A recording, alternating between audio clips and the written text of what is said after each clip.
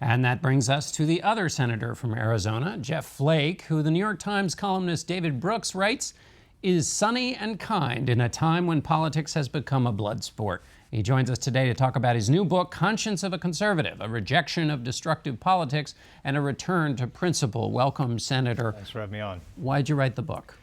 Well, I felt that just like Goldwater had felt in his time 56 years ago when he wrote the original Conscience of a Conservative, that the party had lost its way. And I think similarly today, the party has lost its way. We've given in to nativism and protectionism. And I think that if we're going to be a governing party in the future and a majority party, we've got to go back to traditional conservatism, limited government, economic freedom, individual responsibility, respect for free trade. Those are the principles that made us who we are. One of the things you write in the book is it is not enough to be conservative anymore. You have to be vicious. What do you mean by that? Well, if you look at the politics of today, I mean, the tape from last week at the White House and the language that was used then. And we've seen, unfortunately, too many examples of members of Congress and other elected officials using language, referring to your opponents in ways that you would have never done before, ascribing the worst motives to your opponents, and assuming that other Americans are the enemies. And that's just not the way it used to be, and I don't think it can be that way in the future. Is it your view that that kind of behavior is, well, it's bad on its own terms, but is it also, it's getting in the way, it's blocking out? You bet, you bet. I mean, there are big issues that we've got to solve. We talked about North Korea, the difficult foreign policy things that we have to do. But debt and deficit, for example, healthcare reform, these are things that can't be done by one party. We've just seen the limits of what one party can do, even if you change the rules of the Senate, which we should not do. There are limits to what one party can do. If we're going to solve the debt problem, $20 trillion of debt we have, we're going to be running deficits again, over $1 trillion soon. Those require both parties sitting together and sharing the risk. And it's hard to imagine that can happen when we're ascribing the worst motives to our opponents. In the book, you obviously talk about the president, and we'll get to that. But you say in the book, but Donald Trump is not the source code for our obsession with the politics of personal destruction. Our crisis has many fathers. Among them is Newt Gingrich, the modern progenitor of that school of politics.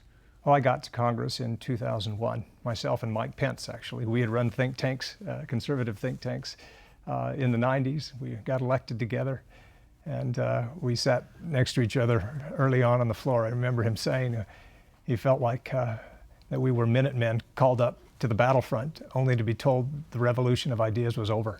And we'd given in to, kind of the politics of personal destruction, and quickly to a lot of spending and other things that really, I think, made the ground fertile for the type of politics that we have today. And that's unfortunate. I think we, as Republicans, kind of gave away the limited government mantle when we spent like crazy 2000, 2006, while Republicans had the majority in both houses and the White House. And then that forced us to delve into the wedge issues, like flag burning, or the case of Terry Schiavo, or things like that. And now we've, I think, taken up a banner that is not familiar to us. This one of intense nationalism and nativism and sometimes xenophobia. What you're arguing here for is a standard that people maintain regardless. Why is it so hard to stick to that standard? Well, I think with the round-the-clock media coverage and social media now, it all kind of drives us apart. And I think, certainly the modern media culture values those who yell the loudest. And so the tougher path is, frankly, to have the kind of demeanor that some people might call boring, but you've got to move ahead and tackle the policy issues. And the problem is, this is very much getting in the way of us solving the problems that we've got to solve. And making the case for those conservative ideas. You also say this about character. We cannot claim to place the highest premium on character, then abruptly suspend the importance of character in the most vital civic decision that we make. When we excuse on our side what we attack on the other, then we are hypocrites. If we do that as a practice, then we are corrupt. If we continually accept this conduct as elected officials, then perhaps we shouldn't be elected officials. Are Republican leaders complicit in this if they don't call out their president? I do think so. I think that, obviously, the last thing you want to do is wake up every morning and see a tweet and think, I'm just, it's tough not to just say, I'm not going to respond, and we can't respond to everything. But there are times when you have to stand up and say, I'm sorry, this is wrong. There are truths that are self-evident. And you've got to stand up and call, whether it's the White House or other elected officials, to task when they're not doing what they should. And I do think that we bear the responsibility, if we're elected officials, to do that. What I hear from Republican leaders is, sure, they may get a little uncomfortable with things the president does, but he is able to sign tax reform, health care if it passes, and other things that are a part of core conservative principles.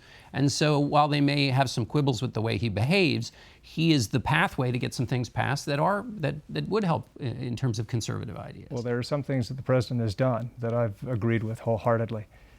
His agreement and working with us on the regulatory state and making sure that regulations don't hamper business growth. That's been a boon to the economy. I think his ideas on tax reform, he has good instincts there. The appointment of nomination of Neil Gorsuch, I think, was great, and other federal judges who've been nominated.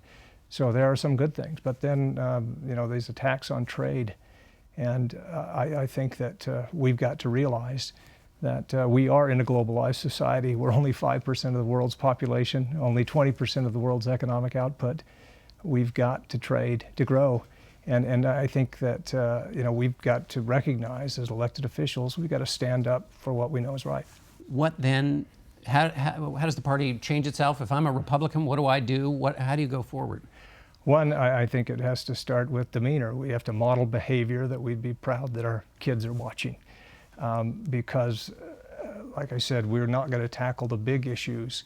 In the book, I talk about how when our chief military officials, General Mattis, also Bob Gates when he was still in position, were asked what the biggest problems were. They didn't talk about North Korea or Iran or the Middle East. They said the lack of civility and the lack of people getting along here in Congress, and that turning inward, we are the biggest problem here. And until we fix that, until we recognize that we've got to get together, whether it's on health care or taxes, if we want to move ahead on those issues and have something that the president can sign, I would submit we'd better start looking across the aisle and saying, how can we do this together? In the current health care debate, why not have done that in this debate? I think we all knew we would get there eventually. There are only so many things you can do, just as one party.